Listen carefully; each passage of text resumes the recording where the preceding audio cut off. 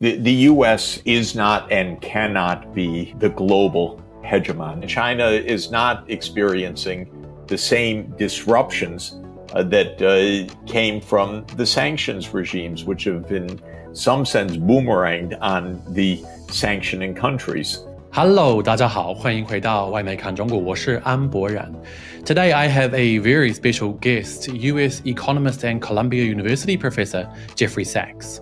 I'm using this opportunity to ask the professor a bunch of varied questions, largely centering around China, from avoiding war to poverty alleviation to China's low inflation to whether or not the US will accept the emergence of a new multipolar world order.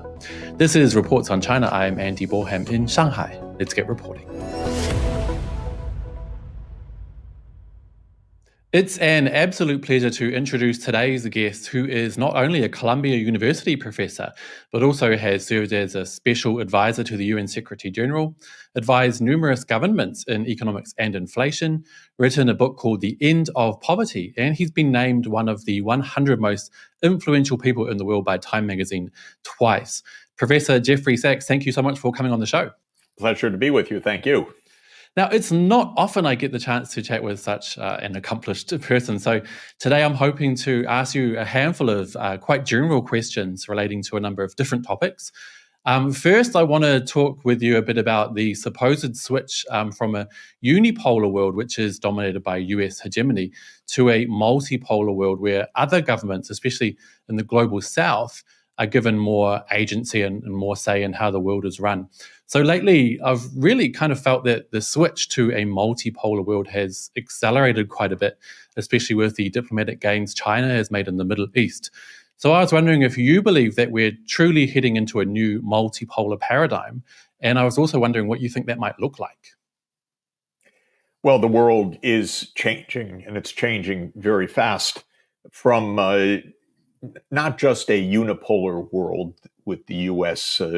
Role as a so-called hegemon, but really from a North Atlantic-led world of the last 2 centuries to a world where economy, finance, power is much more spread around the world. The industrial era began in England. It's therefore no real surprise that England or Britain became the first industrial global empire. And Britain ruled the seas and really ruled much of the world during the 19th century. And other European newly industrialized countries formed their own empires in Africa and in Asia. And that Western-led or North Atlantic-led world continued throughout the 20th century.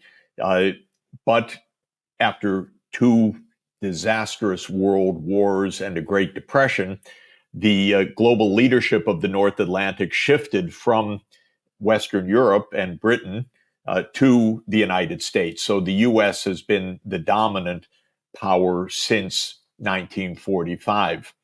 But with independence of India, the end of empire across Africa, the restoration of real sovereignty of China, starting with the formation of the People's Republic in 1949, and with the economics that has followed that, the world economy has rebalanced.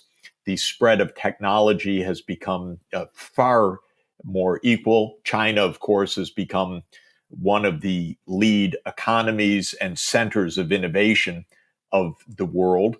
India is one of the fastest growing large economies of the world. The world's changing. And for me, a notable point is that the BRICS countries, Brazil, Russia, India, China, and South Africa, now when measured at so-called international prices, have larger output than the G7 countries, than the United States, Canada, Britain, France, Italy, Germany, and Japan. So that's a notable change. All of this means we're moving to a multipolar world.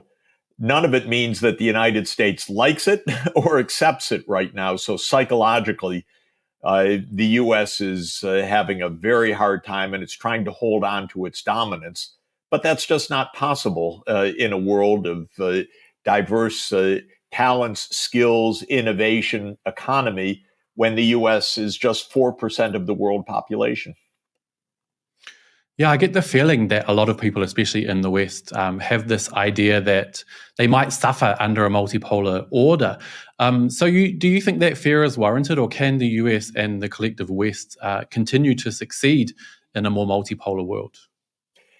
As an economist, I'm a believer in a win-win world.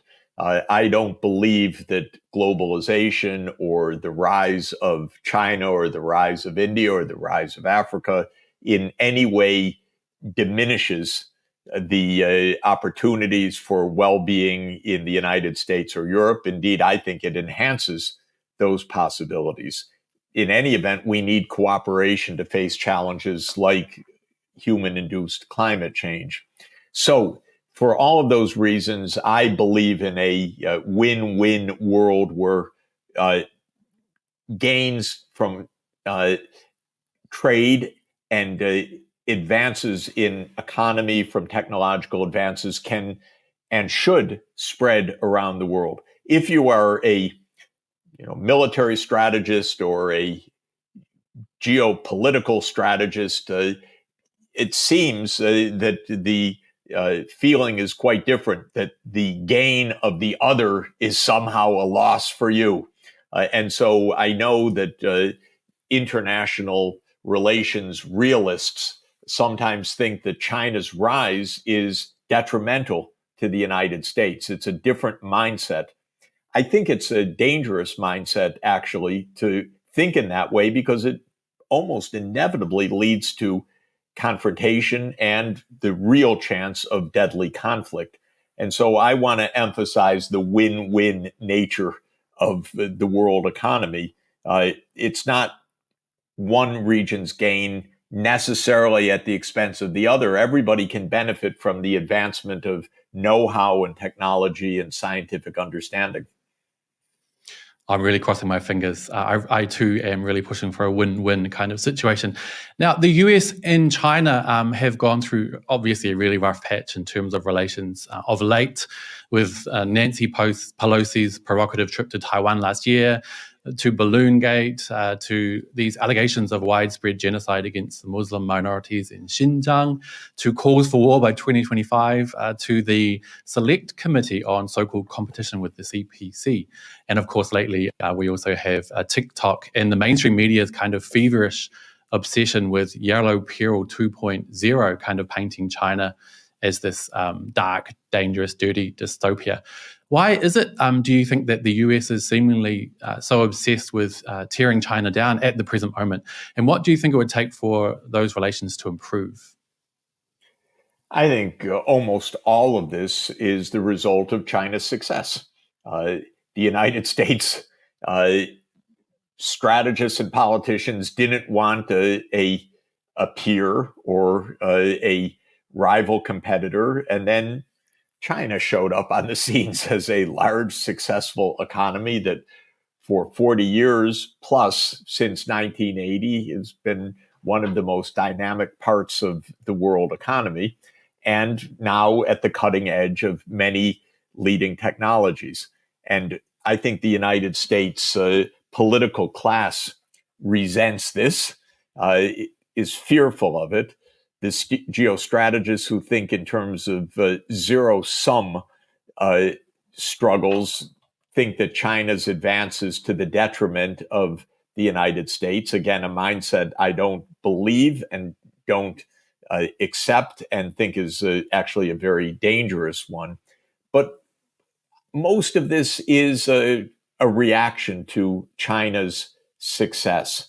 And I think that it needs to be overcome through systematic dialogue, negotiation, hammering out solutions where there are real differences, not the shouting, the finger pointing, the kind of hysteria. Of course, there's a lot of prejudice built in as well. You mentioned Yellow Peril 2.0. Well, there is some feeling wrong in the United States that if China is advanced, they must have cheated to do it. How could they be a competitor with us after all? This is pretty ingrained and is wrong. I say to these people, get a passport, go take a visit, go learn something, read some history, understand the long sweep of history. I wrote a book in 2020 called The Ages of Globalization, in which China features for hundreds and hundreds of years as the world leading economy, the source of major technological advances. I explain the swings that happened afterwards, but I see China's recovering a natural position as one of the world leaders in innovation and technology. And from my point of view, that's all to the good. But this is not the mindset right now. And I think we have to work hard so that the mindset of fear and zero sum thinking doesn't overwhelm us and doesn't lead to open conflict, which it could. Mm. Now, speaking of having a passport and getting around, you've been to a few places. You've given economic advice to a number of governments, including those of Mikhail Gorbachev and Boris Yeltsin. And in Poland, you were awarded one of that country's highest honors, the Order of Merit, for authorizing a comprehensive plan to switch from a central planned model to the market economy. So I was wondering, based on your vast experience in that area, how you would summarize China's reform and opening up over the past 40 odd years. And do you agree with the idea that this country's witnessed kind of an economic miracle that's without precedent? China has been the most successful, sustained 40-year economic development and growth of any large economy in history. What's happened in the period since 1980 is extraordinary and extraordinarily positive. China went from being a society with most people living in poverty. The numbers depend on definitions, but 60% poor, some estimate 80% poor, to ending poverty in its extreme form by 2020. Well, that's a phenomenal achievement. And it reflects a mixed economic system, both market and state, private and public, a tremendous capacity to plan at the National Development and Reform Commission, among other institutions, the tremendous capacity to build infrastructure, thousands and thousands of kilometers of fast intercity rail, of roads, of a power system, and so forth, on a massive scale. And the Chinese economy lives on that physical infrastructure that connects the entire country. I've been watching this process closely since my first visit to China 42 years ago. So I came in 1981. China was very poor then. This was very clear just by looking at life as one would see it on the streets or in the shops. I've been visiting China frequently ever since 1981. And what has happened is absolutely extraordinary, hugely beneficial for China and beneficial for the whole world. So do you think then that China has achieved anything specifically in their poverty alleviation process that maybe other states might be able to emulate? Well, I say to my friends and governments in Africa that look at what China did over a 40-year period. Africa uses the date, interestingly, of 2063 as its reference point because 2063 will be the 100th anniversary of African unity and the foundation of the Organization of African Unity, the OAU, which is the precursor of the African Union. So they look to 2063. Here we are in 2023. Okay, 40 years. Think of China, 1980 to 2020. Think of Africa, 2023 to 2063. China provides an inspiration and, in many important ways, a kind of roadmap. Invest heavily, build infrastructure, get the kids in school, make the quality education, make the real investments that build the capacity of the economy. It's not gimmickry that brought China to its current prosperity. It is heavy investments, large scale, over a long period with good planning, good public administration, and educating generations of Chinese young people in skills, in scientific capacity, and so on. So I think there's a lot that is a roadmap for other regions. Interesting. Now, to switch gears just a little bit, although kind of related, inflation has been a massive problem recently, but China's inflation rate is currently sitting at 1%, while the US is around 6% and the UK is about 10.4%, I think. In layman's terms, how is it that China is able to keep inflation so low, and do you think that rate will last?